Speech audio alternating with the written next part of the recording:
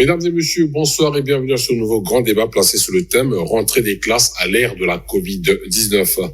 Le gouvernement de la République a pris des dispositions pour une rentrée des classes en toute sécurité face à la pandémie de la Covid-19 sur l'ensemble du système éducatif. Port du masque obligatoire, lavement des mains, désinfection régulière des salles de classe ou de cours, respect de la distanciation physique et surtout réaménagement des emplois du temps pour la dispense des enseignements. Ces résolutions seront-elles efficaces pour atteindre les objectifs attendus? Est-ce que les apprenants bénéficieront-ils d'une formation de qualité? Quel est le sort pour ceux des écoles privées? Autant de questions dans ce débat. Avec moi dans ce studio, j'ai le plaisir de recevoir Monsieur Pierre Nsemou. Vous êtes enseignant, mais vous êtes inspecteur itinérant, c'est bien cela? C'est bien cela, monsieur le journaliste. Inspecteur itinérant, qu'est-ce à dire? Inspecteur itinérant, cela veut dire qu'il a la possibilité d'aller d'un niveau à l'autre, du primaire au secondaire. Secondaire 1, secondaire 2. Et de l'administration à la pédagogie jusqu'aux finances. Voilà les rôles dévolus à un inspecteur itinérant. C'est formidable. Juste en face de vous, j'ai le plaisir de recevoir une fois de plus Monsieur Serge Wangele. Bonsoir. Bonsoir. Vous êtes parent d'élèves dans un bachelier 2020. Félicitations. Merci. Et vous avez 2 autres dans le privé. C'est bien cela? C'est ça. À côté de Monsieur Pierre Nsemou, j'ai le plaisir de recevoir Monsieur Jean-Bruno Bungu. C'est bien cela? C'est ça. Vous êtes enseignant. Enseignant au lycée Ngonga-Edouard. Et en face de vous, j'ai Monsieur Brudin Mero. Vous êtes encadreur des jeunes. Oui. Mais plus précisément... encadreur de la jeunesse par adaptation, comme je l'ai dit. J'ai pas fait une formation à l'école, mais c'est dans la vie associative que nous travaillons pour encadrer la jeunesse pour qu'on puisse aller en avant avec notre pays. Est-ce que les questions d'éducation vous intéressent également dans cette L'éducation, bien sûr, l'éducation, on fait tout ce qui est encadrement. Okay. Alors, je disais tantôt que rentrer des classes à l'ère de la Covid-19 était notre thème de ce grand débat. Plusieurs mesures barrières sont de mise pour une année scolaire sans risque de contamination à la Covid-19. Croyez-vous, cher monsieur ici présent, que le risque zéro existe tel que c'est fait ou c'est pensé par le gouvernement, monsieur l'inspecteur? Oui, monsieur le journaliste, le risque zéro, nous pouvons dire qu'il est possible, qu'il est même évident. Tout est dans la tête des différents acteurs. Il suffit que les uns et les autres prennent conscience, appliquent les différentes recommandations.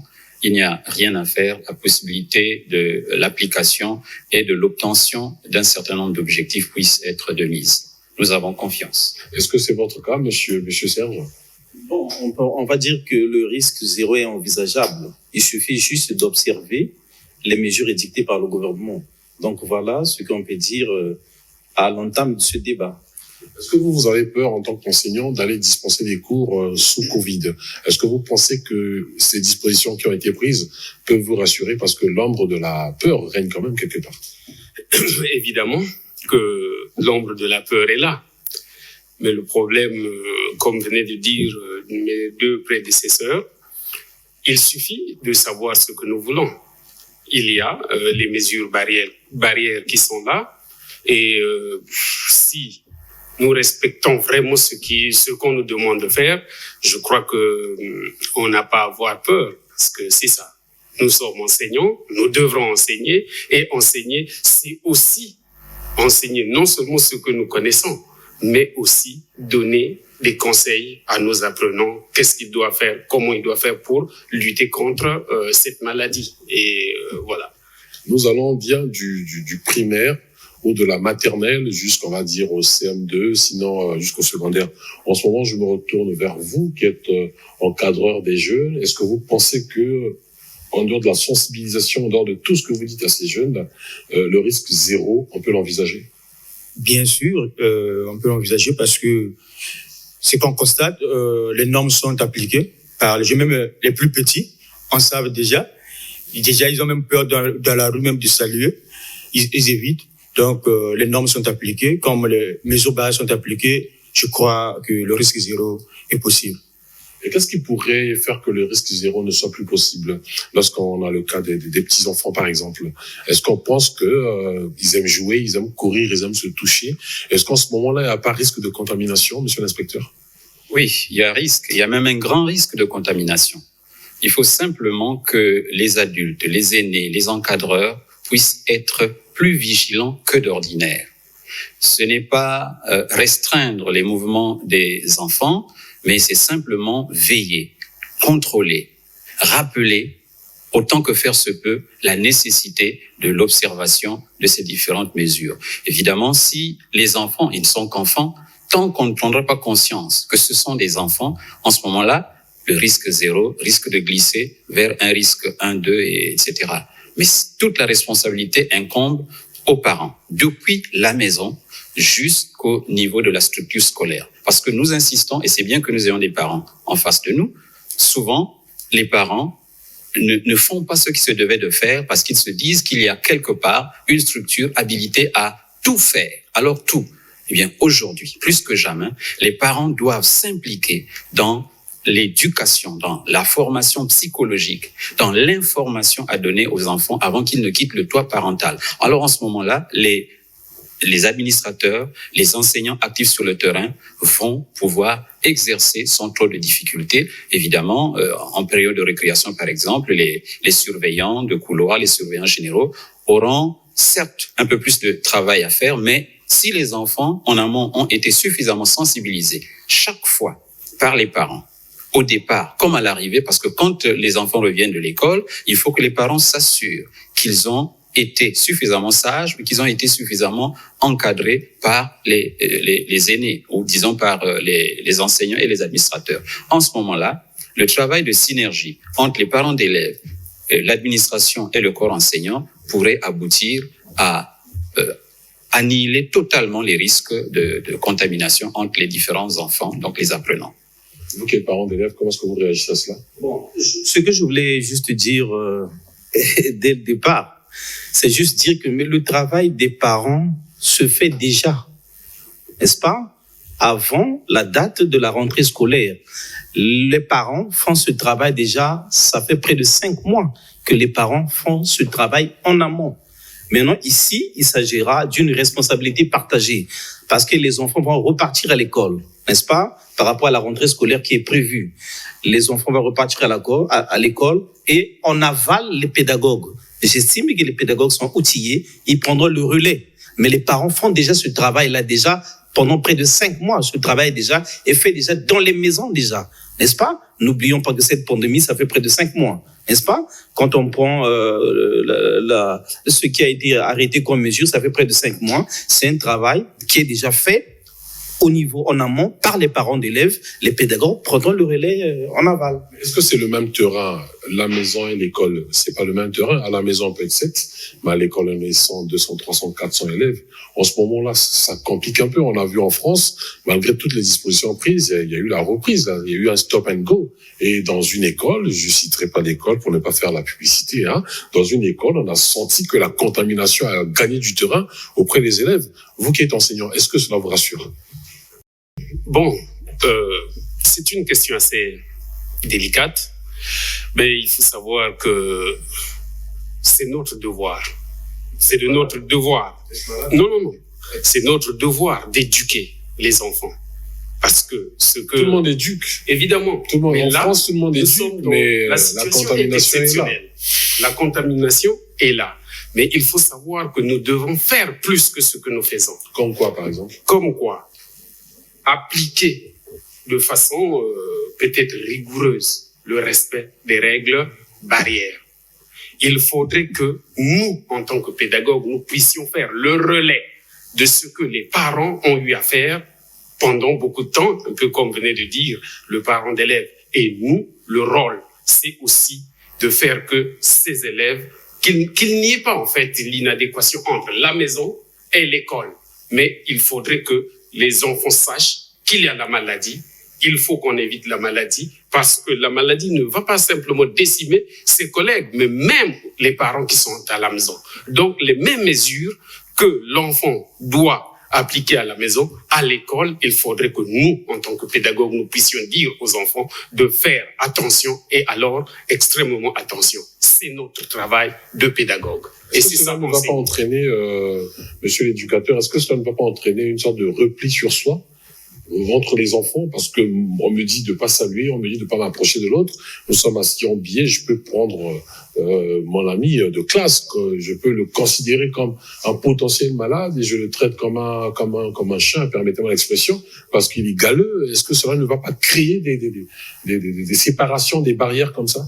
Oui, bien sûr, ça va créer des barrières, mais on n'a pas le choix en ce moment, puisque les enfants sont déjà enseignés depuis un temps à la maison et à l'école. On va juste insister et les enseignants qui vont veiller à cela. Donc, même si ça va leur faire mal, ils finiront par comprendre, puisque après cette maladie, c'est maintenant une première rentrée et au début, ça sera pas facile, mais ils finiront par s'adapter parce que on va pas baisser les bras parce que ils seront frustrés, ils seront ceci, mais on doit continuer toujours à appliquer les mesures barrières.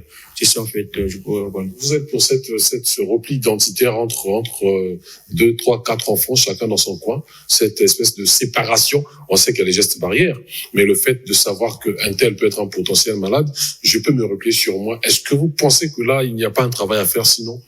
Je sais pas trop, moi, Oui. d'un mal à l'école, et puis voilà. Mais évidemment, cette possibilité est envisageable. Mais l'enfant est l'être le plus malléable qui soit. Quand on a cultivé à l'enfant la bonne information, il est mieux à même que l'adulte de comprendre et de l'appliquer. Si depuis la maison, nous démontrons à l'enfant que nous, géniteurs, nous n'avons plus le droit de le prendre dans ses bras, eh bien, l'enfant comprendra que ce n'est pas le manque d'affection entre papa et moi, entre maman et moi, entre mes frères et moi, mes sœurs et moi, mais c'est la nécessité de préserver la santé des uns et des autres. À partir de cet instant, cet exemple parti depuis le toit parental va s'appliquer au niveau de l'école. Ce n'est pas parce que je ne me rapproche plus de mon ami X, de mon ami Y, que je ne le porte plus, qu'il n'est plus mon ami. Non, c'est simplement pour le préserver.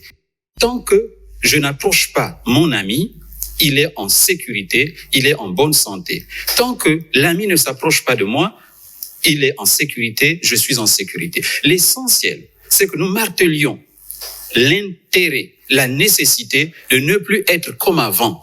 L'avant est une étape, l'après est une étape, pendant c'est une étape. C'est à nous, c'est ce travail-là qu'il faut désormais systématiquement appliqué dans le logiciel mental de l'enfant. Je dis bien et j'insiste, c'est à ce niveau-là que l'être se forme. C'est en ce moment-là que l'être prend de bonnes dispositions ou, à contrario, adopte de mauvaises attitudes. Si on n'a pas réussi à cultiver chez un enfant le bien, eh bien, c'est le contraire qui va pouvoir germer en l'enfant. Donc, j'estime qu'il suffit d'être constant avec nous-mêmes. Qu'est-ce que nous apprenons à l'enfant? C'est la prise de conscience de la nécessité d'être en sécurité pour sécuriser l'autre et pour se sécuriser soi-même. C'est facile, monsieur le journaliste. La rentrée, c'est pour bientôt. Vous savez où iront vos enfants. Est-ce que vous avez comme ça fait un tour pour voir un peu quelles sont les dispositions qui sont prises au niveau des établissements où fréquentent vos enfants face à cette maladie pour que vous soyez sûr qu'en laissant les enfants partir à l'école, les enfants ne reviendront pas malades? Non, mais les promoteurs des écoles sont en train de créer les conditions de accueillir les enfants, les conditions non seulement de sécurité, les conditions d'accueil. Mais moi, j'ai une préoccupation. Par conditions de sécurité, conditions Les d'accueil. conditions Qu'est-ce qui vous rassure dans ces conditions? Le problème, c'est lequel, c'est toutes les mesures sont prises, gel hydroalcoolique, tout ce qui est affiche et tout ça pour la sensibilisation, les bonnes conditions. Les salles seront décongestionnées. On n'aura plus les mêmes effectifs dans les salles. Mais moi, j'ai une préoccupation en tant que parent, c'est que cette pandémie nous rattrape, n'est-ce pas? L'école congolaise a été longtemps abandonnée. Je parle de l'école publique ici, n'est-ce pas? Il y a eu des associations qui ont emboîté le pas pour essayer de moderniser l'école congolaise. Je parle ici, par exemple, du groupement d'associations Bana-Congo, qui ont réhabilité le lycée Gongue-Edouard, qui ont réhabilité le lycée Thomas Sankara, qui ont réhabilité Nkewa Joseph, qui ont non seulement réhabilité, construisent aussi des bâtiments, n'est-ce pas? 60 ans après les indépendances, l'école congolaise ne doit pas seulement être, on va dire, un taudis qui dispense le savoir. Il faut les conditions modernes. Vous avez cité le cas d'un pays où le président de la République est descendu. En France, par exemple. Vous voyez les conditions dans lesquelles les enfants étudient. Mais il n'empêche qu'ils sont tombés malades. Non. Oui, le problème, c'est d'abord les conditions. Là, à ce moment, la maladie, c'est les mesures. C'est les mesures édictées qu'il faut observer. N'est-ce pas? L'enfant qui est tombé malade peut être malade depuis la maison. S'il n'observe pas les mesures, c'est pas seulement à l'école. Il peut tomber malade depuis la maison. Donc, c'est ça le débat. La situation de cette pandémie pose le problème de la modernisation de l'école congolaise. J'ai suivi, il y a pas longtemps, dans les médias, le Premier ministre qui a modernisé et réhabilité l'école où il est passé. Nous avons besoin de ça. 60 ans après les indépendances, nous avons besoin de ça. C'est quelle école déjà? Donc, l'école, c'est à Sibiti, je crois. C'est à Sibiti, cette école à Sibiti où le Premier ministre est passé.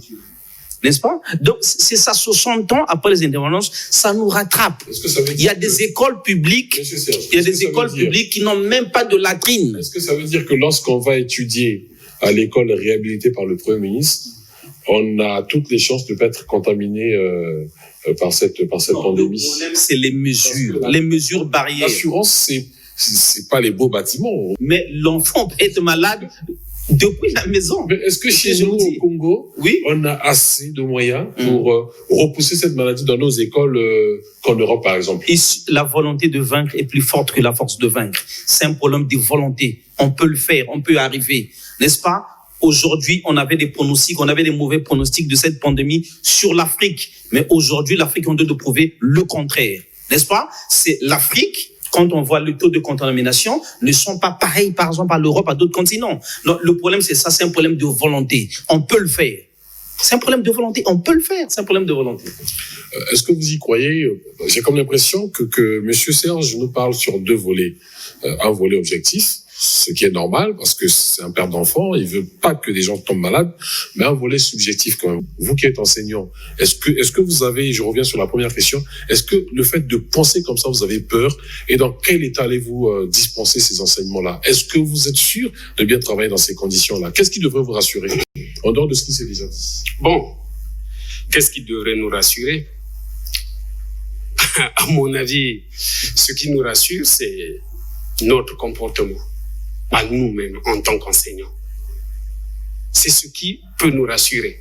On peut prendre toutes les mesures, mais quand nous n'avons pas confiance en nous, quand nous ne savons pas ce qu'il faut faire, alors rien ne nous rassurera. Mais vos collègues d'Europe savaient ce qu'il faut faire, mais ils sont tombés malades. Et évidemment, ils sont tombés malades. Ils sont tombés malades parce que, on suit aussi ces médias. Un peu, ils ont pris peut-être les choses un peu à la légère. Vous voyez, par exemple, en France, il y a des gens qui disent, non, moi, je ne veux pas porter de masque. Mais il va quand même, il est devant les apprenants, mais il n'a pas de masque. Il y a des gens qui disent, non, mais écoutez, moi, la question de laver les mains à chaque instant, non, ce n'est pas un problème pour eux, ce n'est vraiment pas ce que je dois faire. Et pourtant, ce sont ces gestes qui sont simples, qui sauvent. Et nous, en tant que pédagogue, c'est ce que je reviens toujours sur ce mot, parce que la pédagogie, ça vient du mot grec, paedagogia, ça veut dire quelqu'un qui prend un enfant qui est dans une situation de dégradation vers une situation meilleure. Et ici, nous sommes dans une situation de dégradation. Et notre travail, effectivement, doit commencer maintenant pour dire, oui, il y a d'un côté la connaissance, mais il y a ce problème qui est là, parce que à problème exceptionnel, mesure exceptionnelle. Je vous ai suivi quand vous aviez dit, est-ce qu'il n'y aura pas rupture ou repli identitaire? Non. Les mesures barrières ici ne viennent pas pour que les gens se replient sur soi. Non. Mais plutôt, ces mesures barrières viennent pour montrer que, attention, il y a un problème. Et si vous ne faites pas attention, voici ce qui peut arriver. Donc, il n'y a pas rupture de pont. Au contraire, cela fait que nous puissions même consolider la relation, parce que si tu aimes l'autre, tu ne voudras pas que l'autre soit malade par ta faute. C'est cela. Et donc, nous, enseignants, nous sommes nous-mêmes les premiers responsables de notre sécurité et de la sécurité de nos apprenants. Voilà. Monsieur Mbérou, une réaction? Une réaction, je peux encore appuyer tout ce qu'ils sont en train de dire. C'est d'abord nous-mêmes, comme il a dit, on doit respecter les mesures barrières nous-mêmes, et aussi les enfants, comme monsieur Lexon vient de le dire. Si l'enfant a été bien enseigné sur ces mesures barrières, et je crois que l'enfant va bien appliquer, parce que l'enfant a confiance aux parents. Se dit que le parent, quand il le dit, c'est que c'est sérieux. Donc, si nous-mêmes, nous enseignons avec sûreté, nous sommes sûrs de ce que nous faisons, les enfants se vont appliquer. Et maintenant, la question pour dire que les enfants auront peut-être un problème d'être frustrés, ça, vraiment, je pourrais dire, ça ne peut pas marcher. En fait, les enfants ne peuvent pas arriver à ce point parce que l'enfant est déjà enseigné. Il sait que cela, c'est pour mon bien, c'est pour le bien de l'autre et pour tout le monde. Je crois que ça ne va pas frustrer les enfants. Et en conclusion, je pourrais dire que nous veillons sûrement aux mesures barrières en appliquant seulement si on est sérieux. C'est pas encore la conclusion. Bon, merci. C'est moi qui l'a fait. Il y a le cas des asymptomatiques, des gens qui ne développent pas la maladie, mais qui sont malades. Et on sait qu'au Congo, la faiblesse des tests, on n'a pas des tests assez rigoureux pour déterminer tel autre est malade, tel autre n'est pas malade, mais pourtant il est malade et tel autre n'est pas malade, mais il sera peut-être malade. Bon, avec cette difficulté des tests que nous n'avons pas, est-ce que là, également, ça vous rassure? Bon, on ne peut pas, Monsieur Mexan, être rassuré par l'absence des conditions scientifiques, médicales efficientes. On ne peut pas être rassuré. Vous parlez des tests. Des tests, oui. Voilà. Je voudrais dire par là qu'il faut plutôt, en fonction de cette observation, exiger, je dis bien exiger, des pouvoirs publics, de ceux qui ont la responsabilité régalienne de la santé, de la sécurité des populations, de tout mettre en œuvre pour que ces instruments, ces moyens soient mis à la disposition des différents potentiels malades, sinon du peuple. Je crois que plus que jamais, la priorité devait être à ce niveau. Où devait-on investir plus que dans ce domaine-là? Je crois qu'on peut parler d'infrastructures aujourd'hui, on peut parler de ceci et de cela, mais à quoi serviront ces infrastructures si la population est malade? Absolument à rien. De belles infrastructures pour des non-habitants parce qu'ils seraient passés de vie à trépas. En ce moment-là, je dis, il y a une nécessité. C'est le lieu et l'occasion, en toute, j'allais dire, souveraineté, d'exiger aux gouvernants de mettre toutes les dispositions nécessaires à faire en sorte que ces éléments-là, ces matériels et ces matériaux soient là, disponibles. Je souhaiterais même, pour ne pas parler du moi qui est haïssable, que la priorité des priorités désormais ne soit qu'au niveau de la santé. Une fois cette priorité accomplie, tout le reste viendra comme sur des chapeaux de roue. C'est donc une exigence régalienne, j'allais dire une exigence populaire. Nous parlons au nom de ce peuple profond. C'est la voix des sans-voix qui nous envoie pour dire à celui qui a le pouvoir, à ceux qui ont le pouvoir, vous et nous, ce pouvoir qui est le vôtre n'est pas mesquin. Ce pouvoir de communiquer, d'être la passerelle entre le peuple et le pouvoir, ce pouvoir est grand. Donc vous, tant que vous allez relayer cette information, ce désir, cette prière, vous allez contribuer à faire en sorte que ce matériel soit déjà là demain par charter, par conteneur, ici au Congo. Ce n'est pas impossible. Il suffit de le vouloir pour l'obtenir, comme l'a dit le parent d'élève. Tout est dans la volonté. Monsieur Serge Banguélé, le petit comprimé de paracétamol manque dans nos écoles. Est-ce que ça vous fait peur? Bon, je crois que pour avoir une rentrée scolaire réussie. Pas qu'une rentrée scolaire, une année scolaire. Une année scolaire réussie, une année scolaire réussie. Nous tenons en tant que parents d'élèves d'abord au dépistage. C'est parmi les conditions, n'est-ce pas? Et ce que vous venez de faire comme proposition sur le paracétamol, je crois, qui manque, il faut accompagner. Il faut accompagner. Parce qu'en fait, nous sommes dans une situation exceptionnelle. N'est-ce pas? On n'a jamais vécu ça dans ce pays. Nous sommes dans une situation exceptionnelle. Il faut accompagner ça. N'est-ce pas? L'inspecteur vient de dire tout à l'heure, c'est un problème de volonté. C'est un problème de volonté. Nous devons avoir les tests, dépister les enfants. Nous sommes rassurés que les enfants passeront leur année scolaire sans problème en observant les mesures barrières, en leur montrant que le fait que tu ne salues pas l'autre, c'est pas parce que tu l'aimes pas, c'est pas parce que tu le portes pas, c'est pour éviter la propagation de cette pandémie. La contamination et la propagation de cette pandémie. Nous l'avions compris. Nous prenons une pause et nous reviendrons dans quelques instants pour cette fois-ci aller voir du côté des enseignants, ceux qui seront maintenus dans le système éducatif et ceux qui seront recrutés. Est-ce que l'État congolais aura assez d'argent pour payer tout ce beau monde quand on sait que les retards de salaire au niveau de l'enseignement entraînent à des grèves, peut-être aussi à des années blanches? Qu'est-ce qui va se passer? La réponse à cette question, c'est après cette pause que nous propose Christian Zedang de l'autre côté de la régie. Mesdames et messieurs, à tout à l'heure.